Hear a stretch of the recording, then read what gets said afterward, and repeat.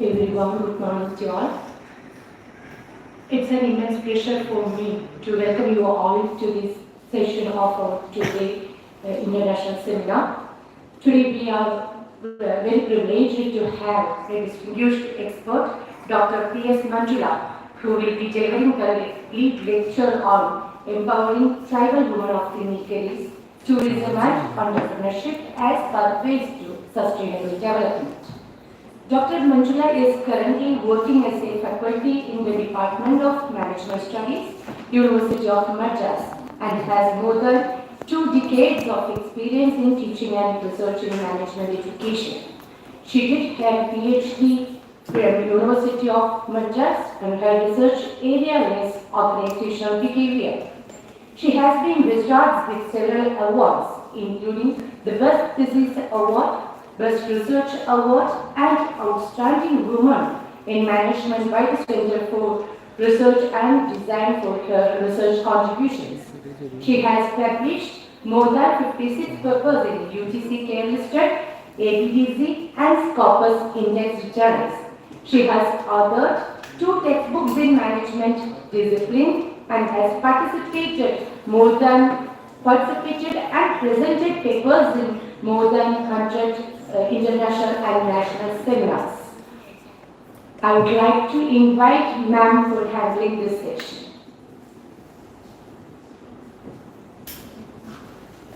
Thank you.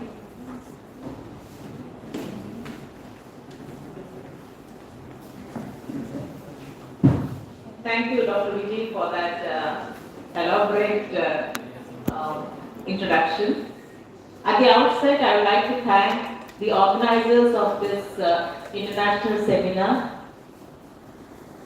and the staff as well as the organizing committee members of this seminar for choosing such a vibrant, relevant topic for the project as well as the seminar.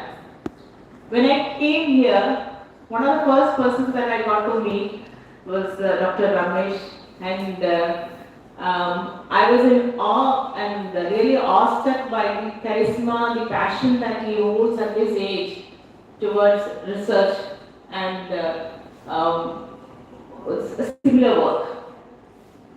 No wonder in Tamil they say, Kutti Puli vandu 8 adi paanja, Kutti 16 adi paayum.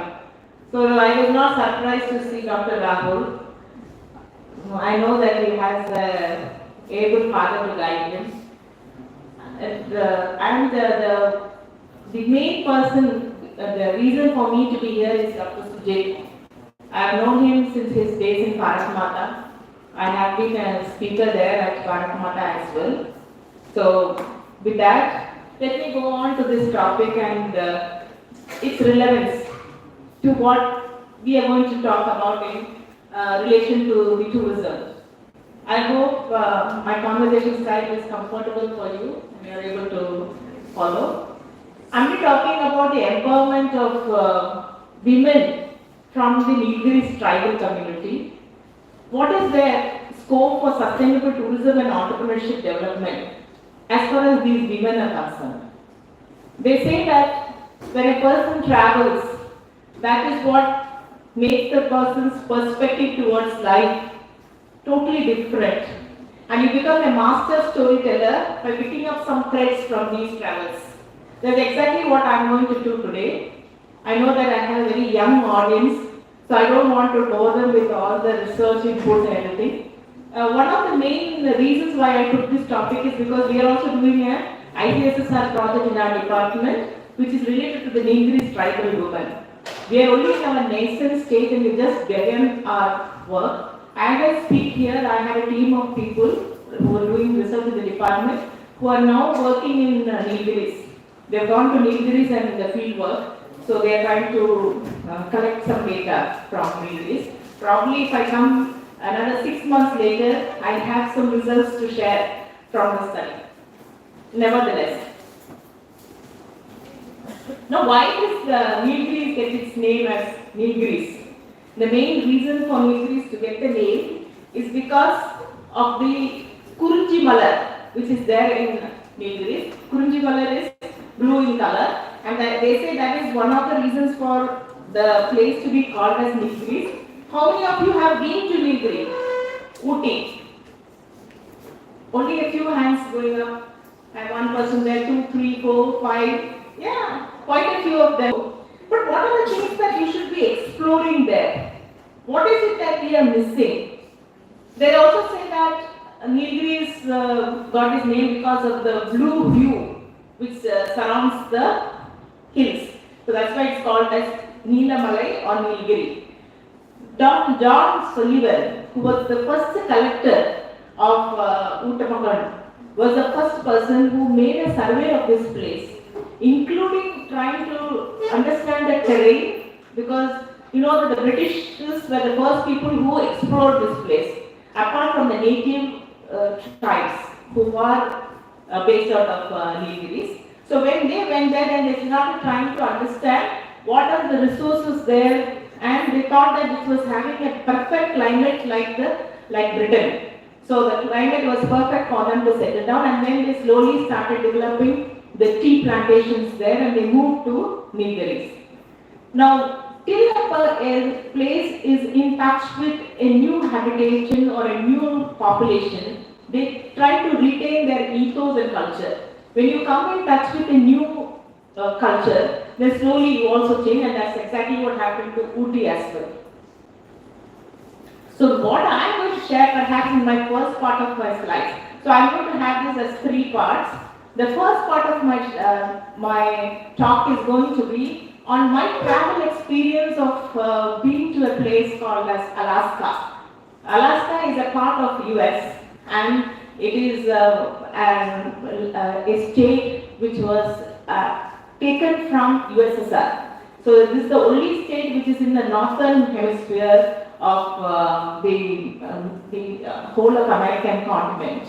And it's a beautiful place. Now why do I talk about Alaska? As I talk and I finish this part of my talk, you will realize that there are some connections, some learnings that we can take from Alaska. I had been there in I think the year 2012, so more than a decade ago. But definitely there are some lessons that you can pick up from this place.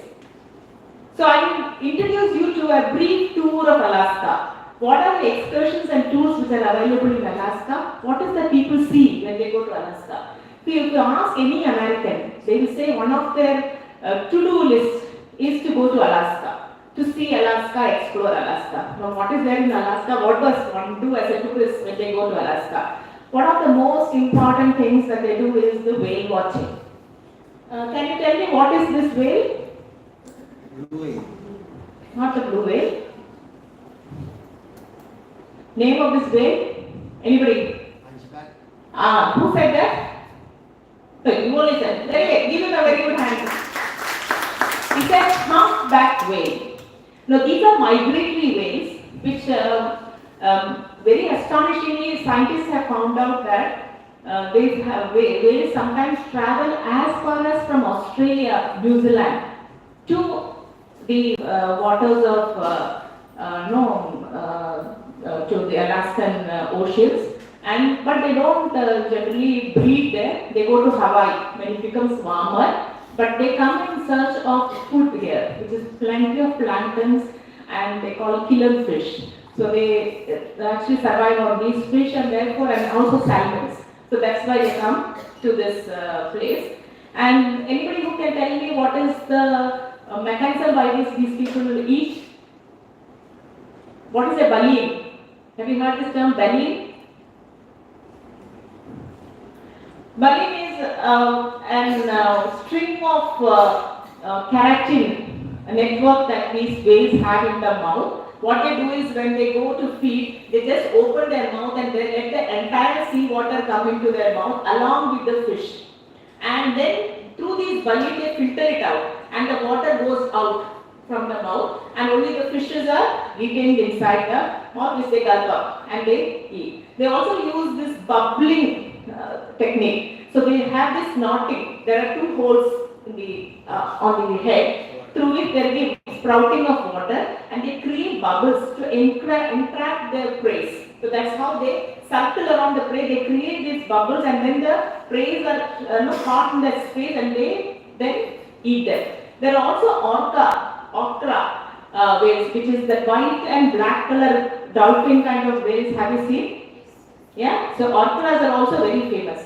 Now what they do here is, they will take us to these spots because the locals know exactly where these whales will come predominantly for in search of food. And they will take us by boats to these spots and then we wait. Now the specialty of these whales are that these whales have a very public behavior which they love to display, especially on the surface of the water. Generally what we see among the fishes are fishes like to be deep inside the ocean. But these whales like to come up to the surface, they jump, they dive, they also have a tail flap. Only the tail they will flap on the water.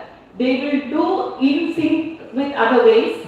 So, but the huge mammals they are. 70 meters as much as that they can be heavy. The newborn itself will be almost 700 kgs. So you can imagine 40 tons of flesh that you are seeing around. You may feel a little intimidated, but they are generally very shy and soft creatures. They don't harm you until you go and harm them. Now, only when a tour guide takes you to these places, explains to you what is the behavior of these whales, you start appreciating the biodiversity that is there in the ocean. Next slide, please. Then there are glacier tours. What are these glaciers? Glaciers, you all know, are this mountain of ice, and there is also this chipping of the glaciers, which is become a very common phenomenon. Even suppose 10-15 years back, if you go, you have to wait for a long time to see the glacier chipping. But now what happens is, because of the climatic changes, these glacier chippings are becoming very frequent. Now what kind of tours do these organizers have in glaciers? You can have a sledge dog tour. That is, you have the sledges. You know the Alaskan dogs, they look like wolves, big ones, husky, Alaskan husky and all that. So they will be making a sludge, and then they will take you on tour on these ice, the glacier ice. Or you can have a helicopter tour. That is, a helicopter will take you to the spot and drop you, and you can then explore the glacier and you can come back. Or you can have glacier trails where people take you by walk, either into the glacier, or they will, like this one is taken from this side of the stream. So very close to the glacier they will take you, and then they will bring you back. Or you can have a cruise, in which you go by the waterway, then watch the glacier from nearby, and you can come back. Now, what is that the government or the organizers are doing? What is that they have invested? Have they built a glacier? Did they build a glacier? No. It's a very natural phenomenon which is there. But look at the way they are tapping on that opportunity of availability of glaciers. What different types of adventures they have built around something which is already naturally available in the space. Now these are cues that we have to take from developed nations. Now what we say is, there is again a Tamil song, Enna valam illa inda Tirunattil. What is not there in this country, tell me. If you go to a place like Las Vegas, what is that? It's only a portal card. What we generally say, that it's only a desert. But you have to believe to see to believe how they have built big hotels in that place and how they are minting money in the place out of nothing in that place. Nevada is just a deserted land. So the way you create resources, the way you market them, that is how developed nations thrive. This is something that as a nation we have somehow never understood. Next one. They also have forest training. What is forest training? There are huge Sitka spruce trees. Sitka spruce trees are the national trees of Alaska, and they organize training tours. Now how they organize these tours is, they take you either on mountain hikes are available, or you can go into the forest as a simple trail by walking in a group, and they will also explain to you when they see some bear poop, because the brown bears and the black bears are very highly populated in this forest. They will tell you, they will show you the marks of the claws of the bear. They will tell you that a bear was just here. You don't know whether the bear came or not, but they will tell you that there was a bear here. they will have a proper footpath to walk. Some places they will have resting places for you to sit down, water. They will have a small, they will tell you not to bring any refreshment because it will attract bags if you carry food. But once you finish the tour, by the time you are exhausted. So what is that you want to do next? Eat something, refresh yourself. So there is again an opportunity which they see in marketing and of their food products. Now see how intelligently it is all placed and integrated into the system. So that every opportunity that they can make and take money out of the tourists, they are tapping on it. Next one. They have habitation centers for the bald eagles. Bald eagle is again a very popular species there. You can see them all around Alaska. So some of the birds which they have rescued, they will keep them in a rescue center and then they will allow you to even handle them. So they will give you the gloves and then you can even touch the eagle or the eagle will come and sit on your hand. Now that is just a rehabilitation center for the eagles. But that is again a tourist spot which we would love to go and see. Next one. Look at this. This is a tribal home. The Alaska Native Americans old type of house. Now if you compare it with our tribal homes that are available in our country, don't we have much better homes here? Yes or no?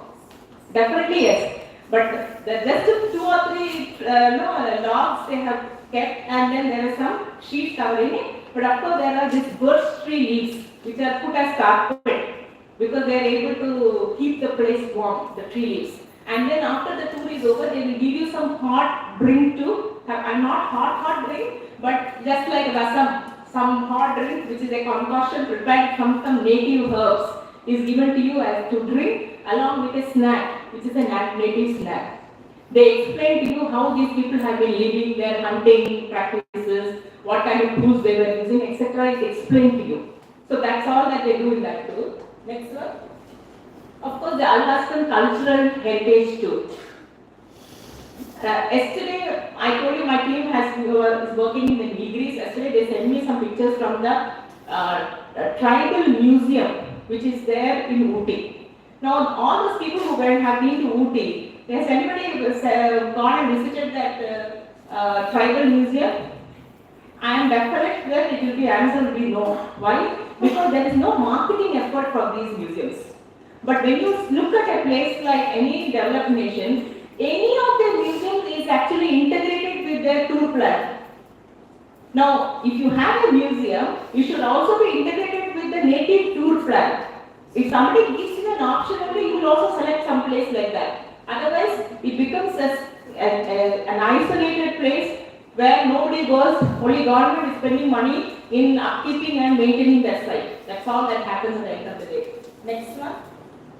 Totem pole tour. What is this totem pole? How many of you have heard about this totem? What is this totem? What they do is, they have this big logs, cedar trees. Now why cedar tree? Because the cedar tree can withstand the onslaught of the climate. So they carve out these structures.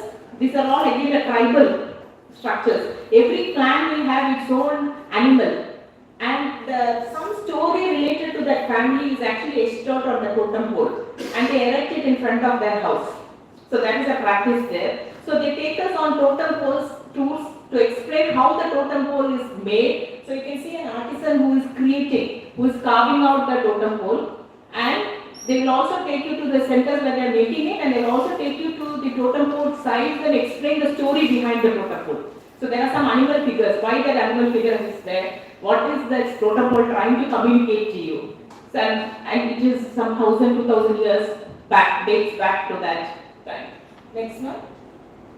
Salmon hatchery tour. You have heard of this fish called as salmons?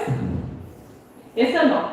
Yes. They are very tasty fish, and in India we have Indian salmon, but it is not as good as the salmons that you find in the Alaska. Can anybody tell me what is the speciality of this salmon fishes? Anybody? Anybody's heard about it? Of course you've heard. There are different types of salmon fishes, and And the hatchery, like how we have prawn hatcheries in India. Imagine this is a business they are doing. But what they do is they take the tourists on tour. The tourists are taken on a tour to visit the salmon hatchery. So apart from just their business, they are also making some money from the hatchery tour. And also they have some souvenirs shops, then eateries. Of course, all that is also added along with the space, so that you can enjoy and have a holistic package when you visit these sites. Now, the specialty of these salmon fishes is that king salmon is very, very popular. It's a very costly fish also if you want to have as a delicacy. But the specialty of these salmon fishes is that they actually breed in fresh water. After breeding in fresh water, they move out to the sea. And when it is season for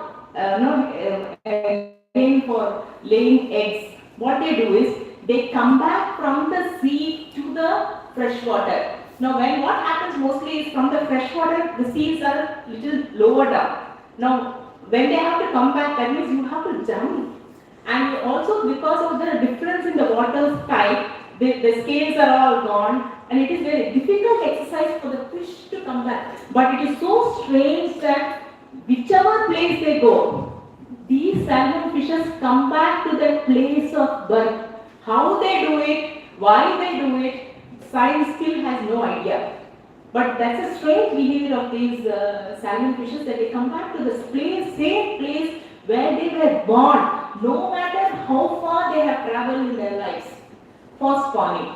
So that's again tool that they have. Next one. Bear watching tools. That again, either in the natural habitat or confined habitat, you can visit the bears. You can even buy some fish and you can feed the bears. Now, who would not like to buy fish and feed the bear? All of us would like. This is an experience. So that means there is also some monetary thing that they have added apart from the normal tickets. So understanding what I am saying. See, what is it we have to see here? Every opportunity to make money, how they are integrating into the system. This is the lesson for us to take, and everything that we are watching today. Are you with me or not? Yes or no? Next one. Garden tour.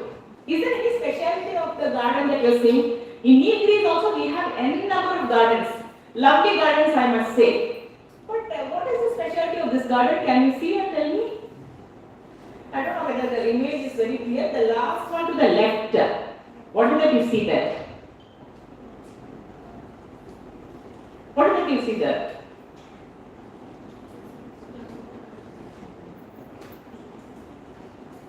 They are all trees which are standing inverted. Did you see? The trees are all standing inverted. The roots are upper and the main trunk is on the ground. Now what they have done is, these are all trees which are uprooted in the forest. They pick these trees because the root still has a lot of humus and very rich soil. They start growing flowering plants on the uprooted inverted tree, and it's such a beauty to see. Apart from that, what they do is they have some photo capturing corner, the coffee shop, where you can take some pictures. So it's not just a garden tour, but again, along with the garden, they have also made it even interesting by putting some thoughts to the place. Next one. Lumberjack shows. One of the main occupations of the people in Alaska is to cut down timber. Their existence has been either in fishing or in timber trade. Now, in the timber, when you have to naturally, the old way of fashion of cutting trees, they use that. But it is again, you pay ticket and they have made it as a show by making it a little comedy, a little bit fun element attached to it, and you can also be participating. Towards the end of the show, they will invite some 20 people to come forward, and then they will give you the axe and then the round circle that you see, the target. You can hit and you can try to compete yourself. So it is not just that they have taken their own occupation, they made it into a show, they integrate some comedy into it, and they also make it participative. So that by the end of that 1 hour show, when you leave, you feel that your money's worth is taken. So how the effort of marketing something which is their livelihood. Are you getting my point? Yes or no? Next one. Zipline tours. Of course, if you are at a hill station, you have the advantage of having a slopey terrain. So what they put is, they put for the people who seek adventure, they put the zipline. So zipline tour is again something which is very popular in that place. Next one. Imagine selling nature's light, northern light tour.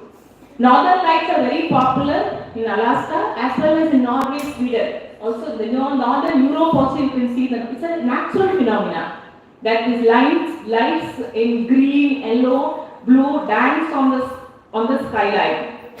But that also they have marketed by putting some camping sites in these places. They tell you that they will take you on northern light tour, and they know the time when it will happen. So it is the indigenous knowledge, what they know about that terrain. Everything they are making it as saleable. Next one. Bird watching. Of course, when there is sea and there are some places where the birds will come and they will stay, and you will be going and seeing only 3 or 4 types of birds. But you have traveled half an hour, you will given some good amount of money, and that becomes a tour package. Next. Of course, not to mention the museums, I have already spoken about that. Next. They have cabins. Next one. Next. Camping. So camping tours. See, now this generation, we know that a lot of this generation loves to go on camping tours. So a terrain like Nilgiris can have an experience of staying along with tribal people in cabins. Which is definitely a concept which can be sold. And the younger generation would definitely love to go and explore it. But see, the correct marketing effort is what is needed, along with initial few investment, and also training the local people on the importance for that. See, if you look at Kerala, Alapi, you will agree with me that the people who are build their businesses in and around the boat houses understand the importance of having a tourist. They are more hospitable. They understand that it is their money which is coming to our economy. So that understanding and that sensitivity is very important if you want to have an ecosystem where tourism has to be developed. Next one.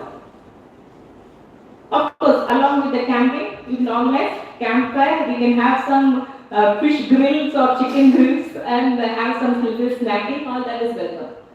But what I want to impress upon here is how well the government, the NGO and the tour operators have come upon in integrating every information into their websites. Now this, you can't expect a tribal community to do it. You really need government intervention, or you need institutions which can build for them these systems. Only when you have visibility, you will be able to attract people. And that visibility comes with efforts that you take to integrate the technology which is available. Gone are the days, and you will be surprised if I tell you that in Madras, how they used to advertise earlier. There used to be people who used to put the banner on themselves and stand at the central station. This is how the beginning of advertisement. Can you imagine that now? That somebody is wearing a banner and standing on the corner of the road. That was the advertisement. So how advertisements used to be in that during that time. But we have really come so far that today technology is there at our doorstep, and only thing that we need to do is to liberate on the technology. But that, unfortunately, the folks from the native land can't do it. That is where government support, institutional support and NGOs can come together. But it's a very, very important aspect if you want to market your efforts to the outside world and attract people who are coming from abroad. Next one. See, if you take this one, if you see the site, there are so many places inside. Like if somebody comes to Ernakulam, there are so many places in and around Ernakulam, right? Similarly, there is Ketchikkal, Indigenous, Kalady, there is Homer, Sika. There are so many places. Every place in one website. What are the different tours? What are the experience of the people who have gone for these tours? What can they expect? Everything in one site you can find. So that kind of integration of the communication, integration of information, that is available in countries which are really developed. Next one. So now the question comes to, what are the lessons learned? Can we replicate some of the learnings in Nilgiris tourism? And what is the scope for using these learnings? Now, I would definitely leave this question open for each one of you to think about the possibilities. I have given you and shown you how a developed nation is able to sell anything and everything that is there under the sun. Anything and everything. To the extent that they are even selling the northern lights. You go to a place like Niagara Falls. What is there in Niagara Falls? It's just a natural phenomenon. But they make boatings, they make the experience so memorable that you feel that you want to go there again. We have an Entrepreneurship Falls here, close by. Have we made similar efforts? Is there something that we will, generally a person will say, I have been to the falls, I have gone there, why should I go again? Why? Because there is no newer experience that we are thinking that it will be possible for us if we go to that place again. But the success of a tourist destination comes when one wants to go back again and again to the same place because there is something new every time for the place to offer. And that is where you have to build some resources, some infrastructure around it without spoiling the originality and the naturalness of that place. That is where the essence is. It is not by interfering or by juggling with the resources. No. Something is built around which is sustainable and which is also futuristic. Next one. Now, when we talk about tribal art or tribals, there are a lot of artwork which is famous from India. Like we have the Varli art which is from the Maharashtra. I am sure most of you would have heard this. Next one.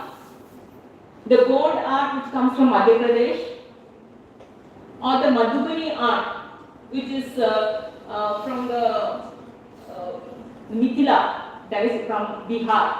It comes from Bihar. Very now, see, as I am talking to you here today, it is on 23rd, right?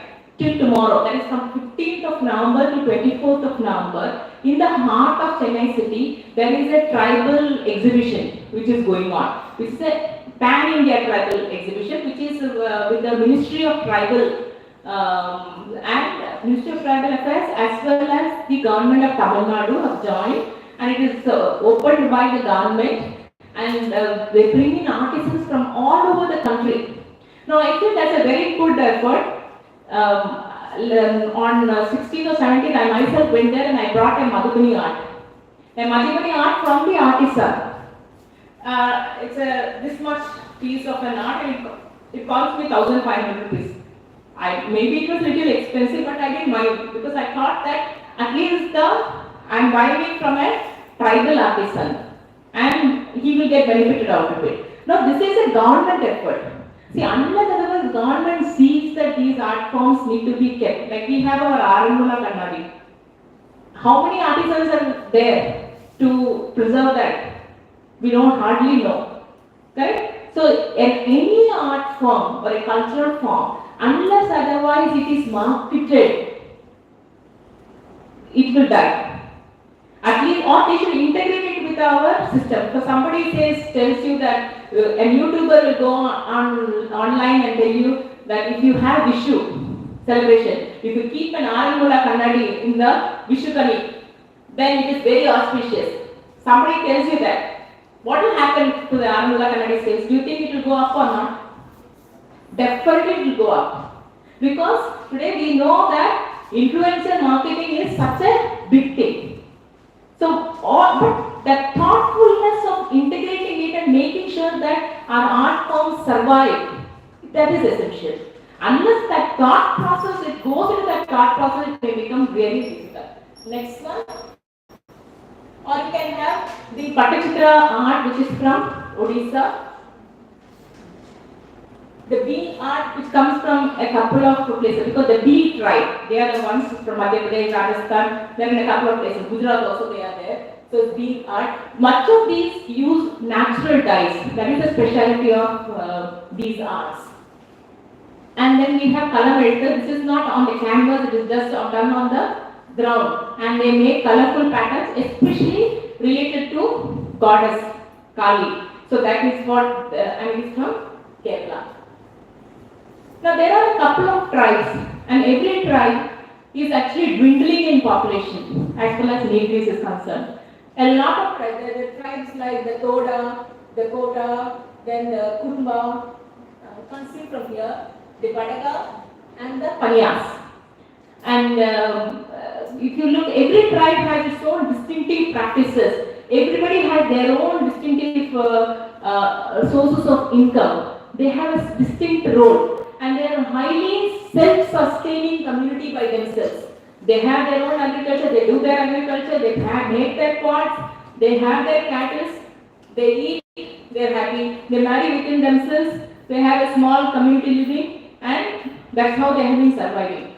Now, left to themselves. The problem comes when there is an integration with the outside world. For example, if you look at the Sentinel Island in Andaman, what is the specialty of that island?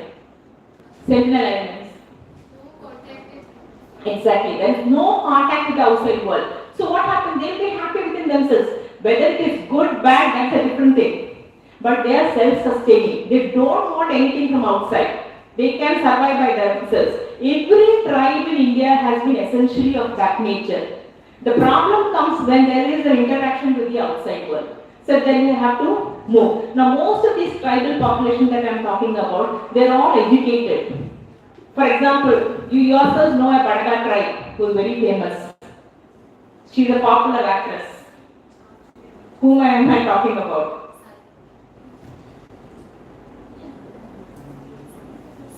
Yeah, Sai Kalady. What is her character in the Prema? No, Mala teacher. Now Mala teacher, if I tell you, she is a doctor by profession, and she is an actress, but she is from the Badaga community of Nilgiris tribe. Now, some tribal groups have really prospered in terms of education and occupation, but there are some tribes who are still struggling. Next one. So, what essentially, because I am from the management, I am looking at the economic activities that they are mostly into. So, if you look at the Toda tribe, they have been mostly into pasteurizing, keeping cattle, rearing cattle, dairy farming, and handicrafts. The Kota tribe and the pottery, then metalworks and traditional arts, and the Kurba tribe's agriculture, honey, honey collecting, and they also have forest related work. And the Badaga tribe are primarily into agriculture, and they also do some plantation work. So these are the Badagas are the people who will mostly work in the tea plantations. So they are the laborers in the tea plantation works. And the Panya tribe agriculture, and they also do the manual labor work. Next one. So I will take you through briefly through these each of these tribes and see how is their nature of work and what do the women do in this. Is there a scope for promoting some entrepreneurship related activity among these women? Are people working there? A few case studies in this regard. You look at this house. Now I showed you a Native American house. And look at this house.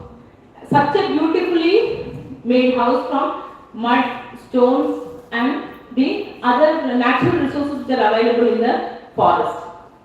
The Toda tribes essentially, their entire life is surrounding the keeping of buffaloes. Buffaloes are considered to be a very, very important possession for them. For any ritual, they will have the buffalo as a centrality in their life. Somebody dies, they used to earlier kill the buffaloes and bury the head of the buffalo also along with the person who has died, because they feel that it is very, very sacred, and will also that sacredness will carry on to the next life that a dead man takes.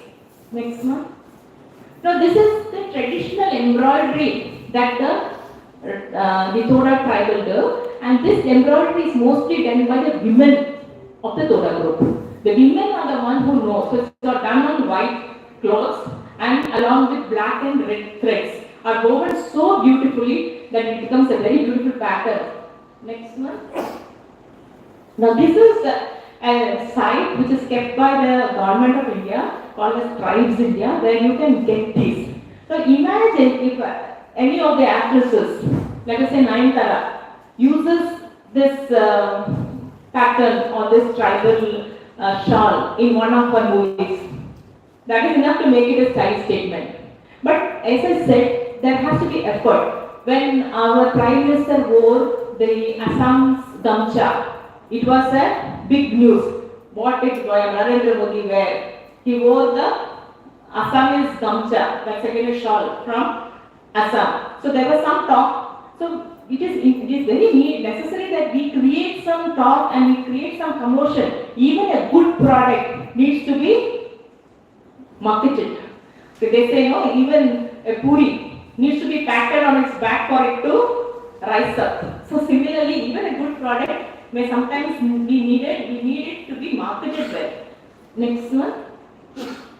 So creating opportunity for Toda women. Now why should that embroidery be sold only as shawl? Today we have bags, purses and other accessories which can be made out of the same embroidery work, and the marketing efforts with the government NGOs and all working together. Today it is becoming a little bit more possible for it to reach the places outside Nilgiris.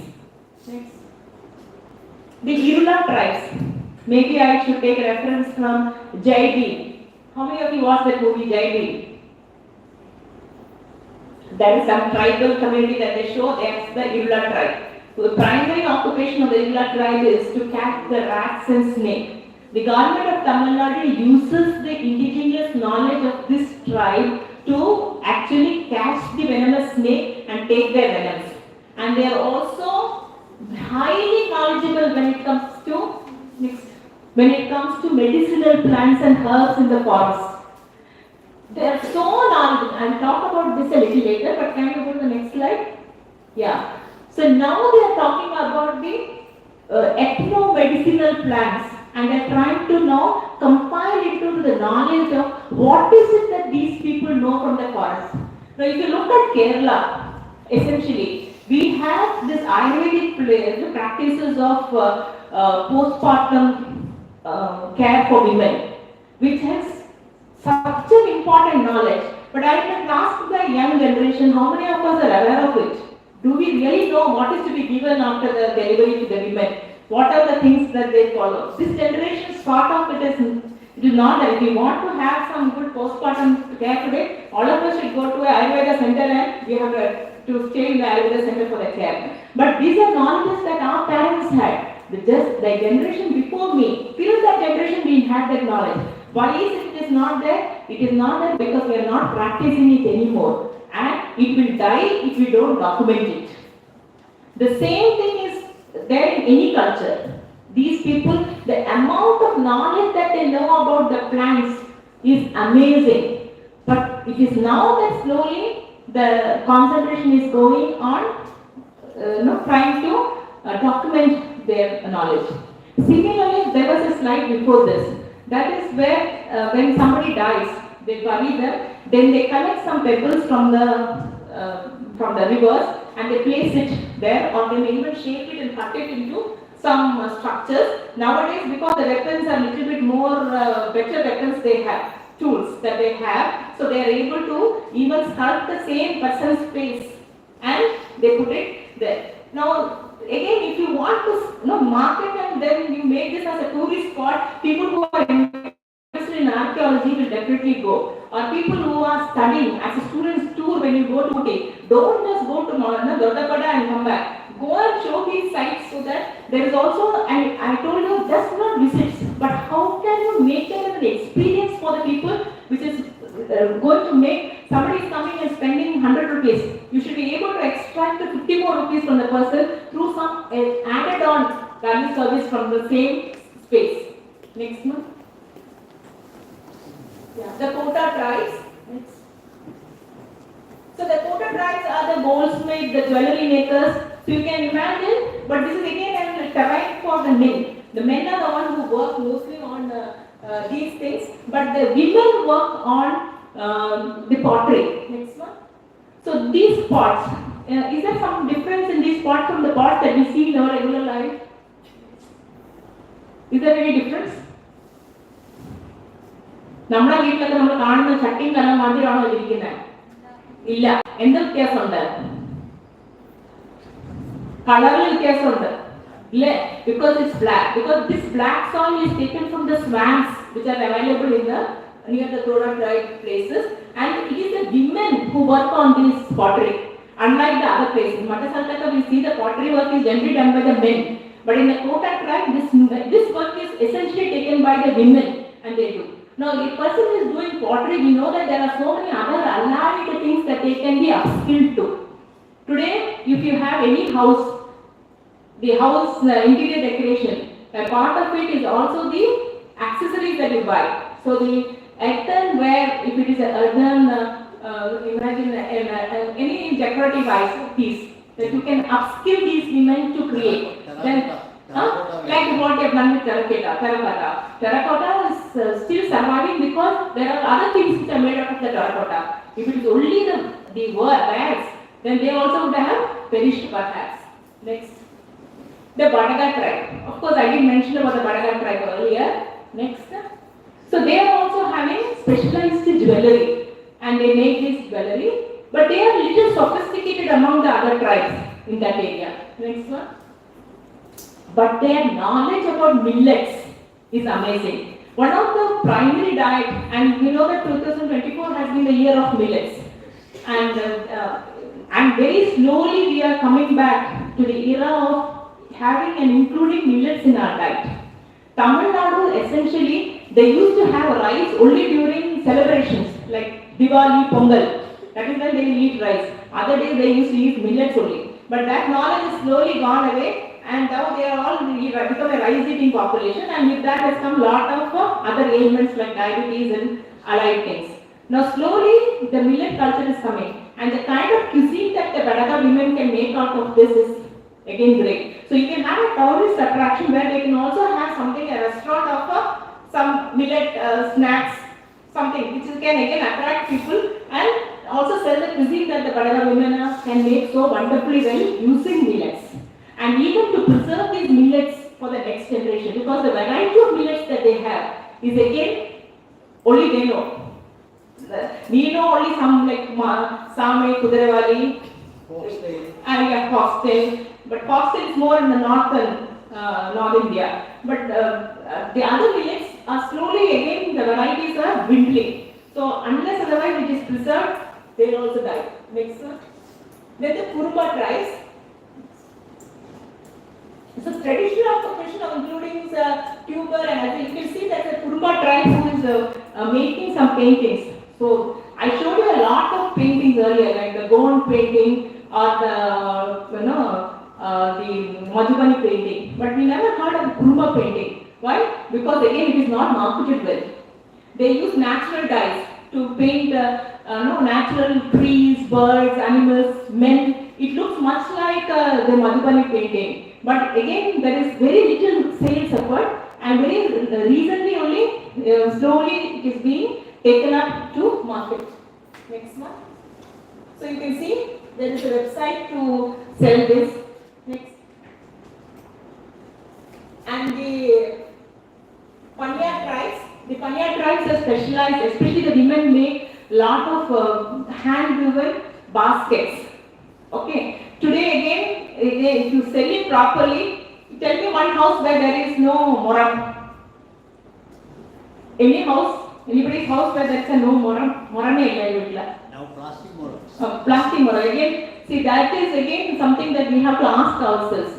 There are certain things that we are used to using. It is our duty, especially the women of the house, to preserve those cultures so that it is passed on to the next generation. And they appreciate it. Because who takes the decision to buy a moram at home? I'm sure not the man in the house. It is the woman in the house who will take the decision to buy the moram. So at least that is the one place where she should think that I need to stick on to those practices which I have been having.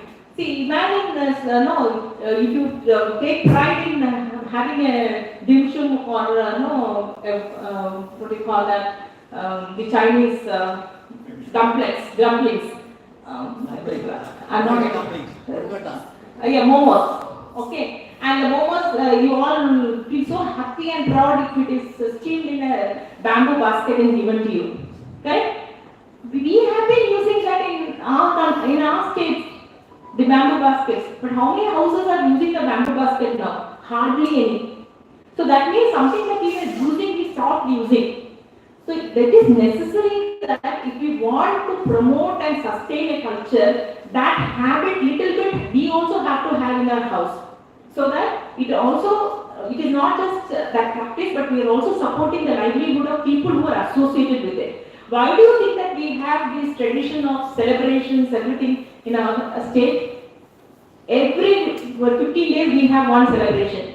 Why do we have that? Because there are small traders who are associated with it. For example, if I look at Kerala and Tamil Nadu, there is Pongal. In January, Pongal will come. There will be, what you keep in the Pongal for prayer, they will have karumbu. That means the farmer who is cultivating sugarcane will benefit out of it. Nowadays, you don't go and buy sugarcane because he sells it to the sugar industry. You will have one bunch of turmeric. That means the farmer who cultivated turmeric also gets to sell it. Like that, there are small traders associated with every function. Diwali, we go and buy the earthen lamp. Correct? We only on that day we for the Kritika. Those lamps are burnt in our houses. But we insist that the earthen lamp should be there. Why? Because it is also associated with the livelihood of those people who are making it.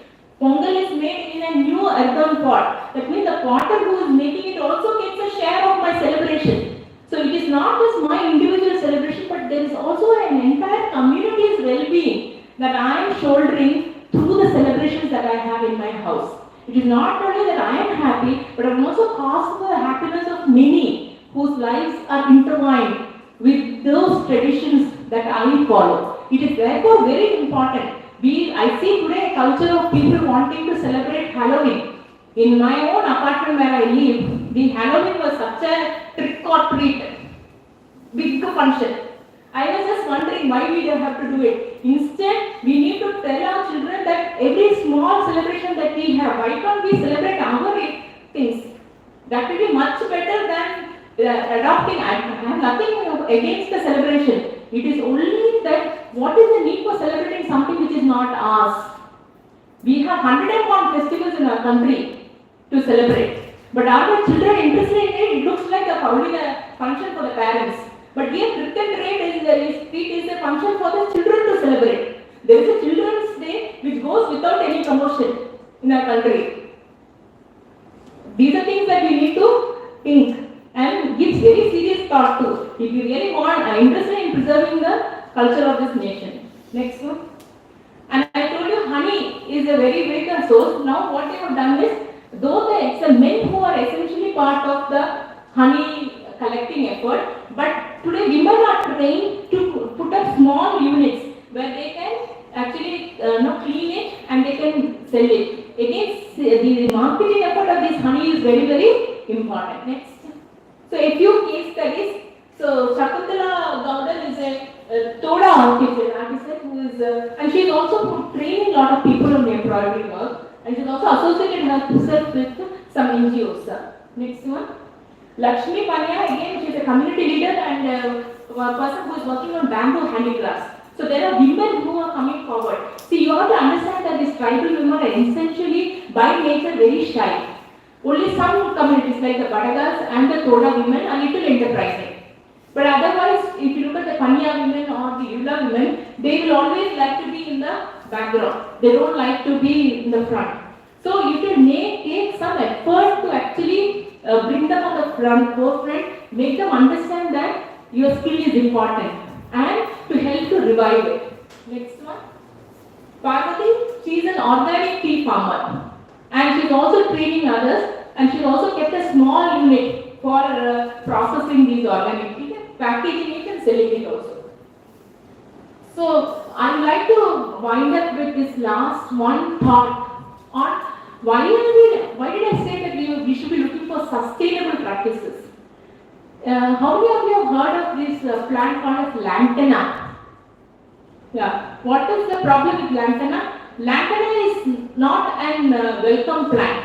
It is a weed which is causing a lot of headache to the biodiversity of the place. If the cattle eat the leaves of this plant, then they have some serious problems because of that. And it is also killing the biodiversity of Nilgiris. But if intelligently used, you can take this lantana, you can actually cure it, and it can be converted into this beautiful tables, chairs, cot, teapot, whatever you want, you can make it. And now what we have done is we have put some NGOs in Nilgiris which trains these people to harvest these lantana plants, cure it, and then make it into these products. Next one. So the Irla tribes in Tamil Nadu make furniture out of invasive lantana. This is again an article which was in the newspaper recently. So the last question that I would like to ask each of them is, what are the strategies do you think? So I started from what is that people do in Alaska, how do they promote tourism, even the natural phenomena are marketed so well by packaging it into something which is saleable, comparing with what is that our people have here in our country, and I will confine myself to the Nilgiris and concentrating more on what we can do for the women there. So essentially we can see that they have to have a partnership with NGOs. The government cannot do anything and everything. There is a need for liberating technology. There is a need for sensitizing people for the need of being part of this community effort. We have to make them understand that this is something that which will help you to grow and develop. At the same time, the most important thing is that don't romanticize tribalism. What do I mean by that? You don't go just take a picture and then you say hi, bye, and then you come out. You make sure that it is also a part of their ethos is maintained without interfering into it. At the same time, help them to develop and make something better. Make them get better lives better without spoiling the natural things which are available for them. Thank you. Any questions? You're welcome.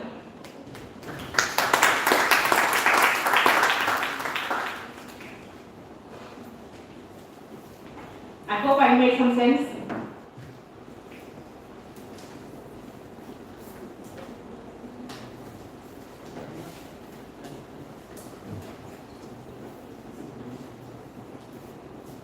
The session is now open for questions. Anything you want to ask or interact, or you want to share your own experience?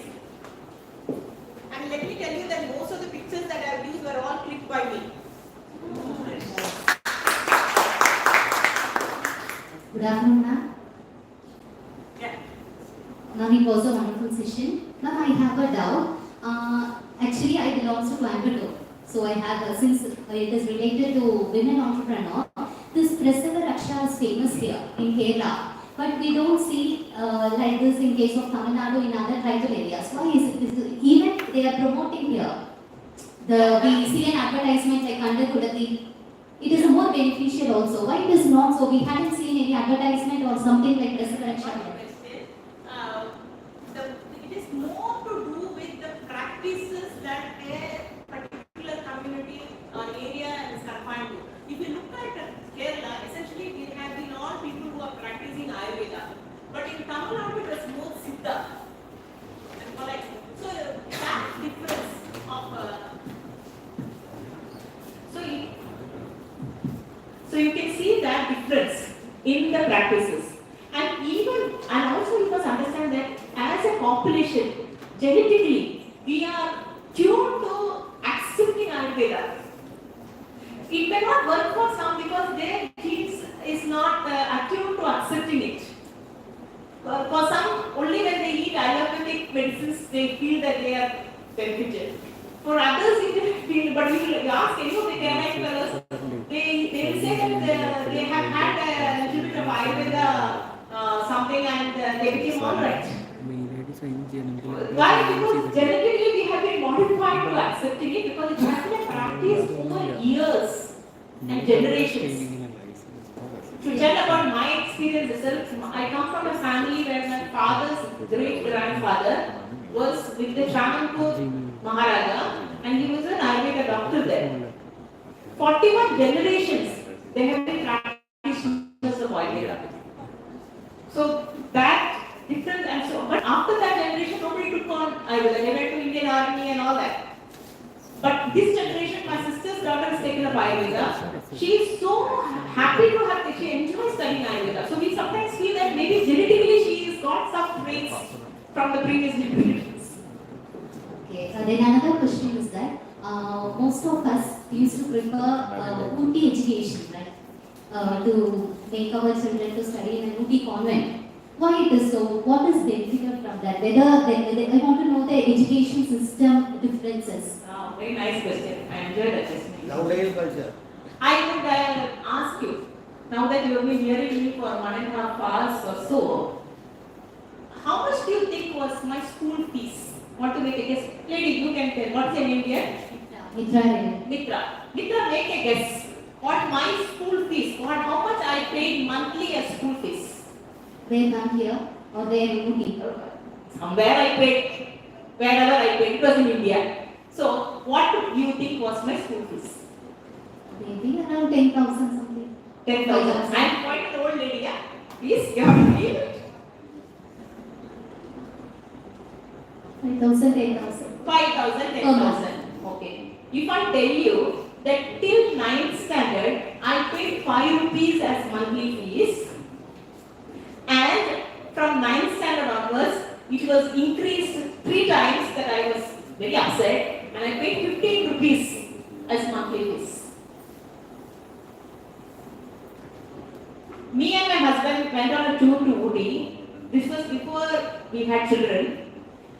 And my husband said, probably when we have a child sometime later, we will put a child in one of the Uti schools. That's like that he said. I said, yeah. We put him outside the Uti, he will get spoiled a little lately. We put him here, he will relatively get spoiled faster. Anyway, he gets spoiled. You are sure about it. Huh? So that is the only difference. It is a myth for parents to think that education is directly proportional to the amount you spend on education. No. Quality of education has nothing to do with infrastructure. Yes, it has to do with your peer interaction. My son went to do his engineering, in mechanical engineering. He some of the corona time, he did his schooling and he came out. He did not take JEE very seriously. He said, Amma, I am not cut for JEE and all. I didn't say anything. It's up to him. His life, his choices. But when he was finishing his engineering, even during his engineering, he was standing first in the college. He passed out with a 9.24 CGPA. Now he is working, he's studying for his MS in US, in one of the top universities there. But he told me, I should have taken JEE more seriously. Not because the syllabus would have been any different, not because I would have had great faculty to teach. I missed the peer interaction which I would have had in an IIT. So it is not the fees that you pay, it is the kind of people who you get to interact with, which will influence you in your formative years. Now, I always feel that maybe if you go to a school where you have children are coming from all, the great homes, your way to getting spoiled will be much easier. Because you don't have value for money, you don't know what it takes to climb up the steps in life, you're not appreciative of the smaller sections of life. Last week, my son called me up and during a conversation he told me, Amma, I think what I want to do for people in life, I'm not thinking enough. I want to broaden my horizons in my thought to help people in life. And I think if God thinks that I will be instrumental in changing at least a few people's life, He will give me something good. What do you think? I said, sure. And I kept the phone. You won't believe. After some time, I was so overwhelmed that I wept myself. Then I sent him a message and I told him at 21, that thought doesn't come to many. The thought that you want to be of some use to society. Many people get it when they become old or they've achieved something. But you have a philanthropic mindset in you. I'm so happy and glad to be a mom. Now what is education supposed to give us? Education is supposed to give us in us that thought. As a teacher, what should I think? I met Dr. Ramesh in the morning. Ramesh was so happy. Not because he met me, because there was one of his old students whom he met. There were at least 5 instances. He introduced him to 5 people. He spoke about his son. Now that only either a teacher can do or a parent can do. And what is it that we want to build in this generation? In this generation, we want to build that sense of pride of what you are, the thought that you can be of use to the society, the thought that I need to be a better person, the thought that I have to be a person who attracts the positive things in life. If this much is there, I think that will take you to places. Education should mean this, not just paper degree. You can do anything in life. You become an entrepreneur, you have your own coffee plantation, tea plantation, what you do, you even become a housewife. Now one of the achievements that I think I have is that I am a teacher who has influenced the lives of many. I make my students to think what they should do in life. And I also bring up 2 good children as a parent for the society. Now that itself is an achievement today, considering the amount of negativity that is around you. So every individual, education's main purpose is to make you think what is right and wrong and be on the right side of life every time. Whether it is drugs, anything, always be on the right side of life. Never, even for a minute, you should wander to the wrong side of life. Very, very nice questions. Can you hear it for her, please?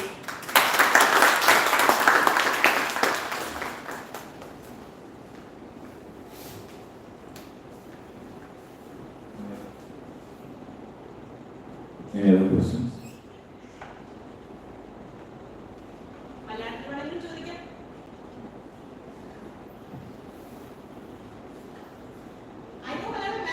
Did she laugh? Oh my God.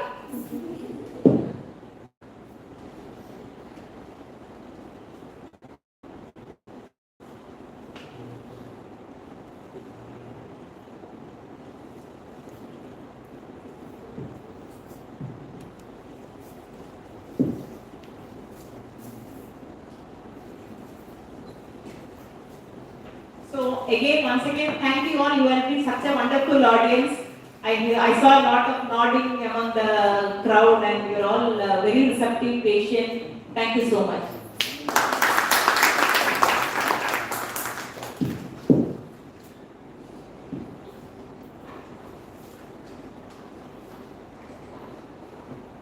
Respected Resourceperson, Dr. Manjula,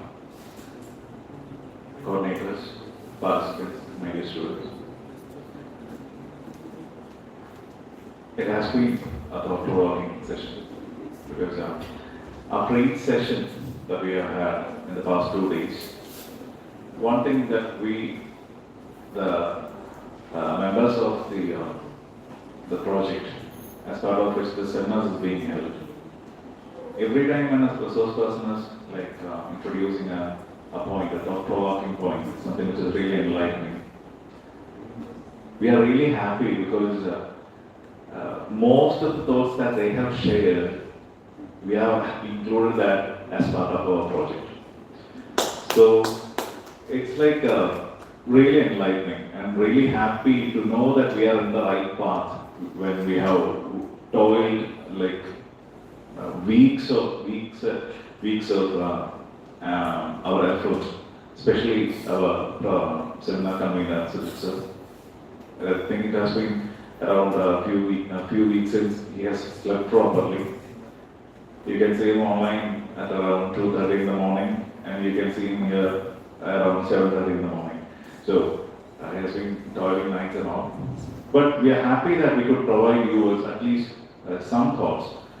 The only thing that we basically had, since this is the last interactive session, when we planned this seminar, the main objective that we have had, the organizing committee had in our mind, is basically two things. One is to get insights which we could include into our project regarding the data collection and so on, so the procedural things. The second thing is, whomever participant is involved in this seminar, all of you are stakeholders. In one way or the other, if you could get an idea of somehow contributing, or at least change, or like call a paradigm shift, a change in perspective regarding the Indigenous communities, we have achieved our objective. I believe that. So we are really thankful to you, Manjula ma'am, for such a wonderful session, because most of the Indigenous communities such as Irulas, Parayas, Kotas, etc. are still like not widely discussed. I mean, you have seen the slides, they are like properly being marketed. They're not being properly marketed despite their e-commerce presence regarding textiles or baskets or anything. So thank you so much, ma'am. I thank you from the bottom of my heart. Thank you, ma'am. And we would like to extend a small token of appreciation to you. I welcome Vijay ma'am to hand over the token of appreciation to our resource person.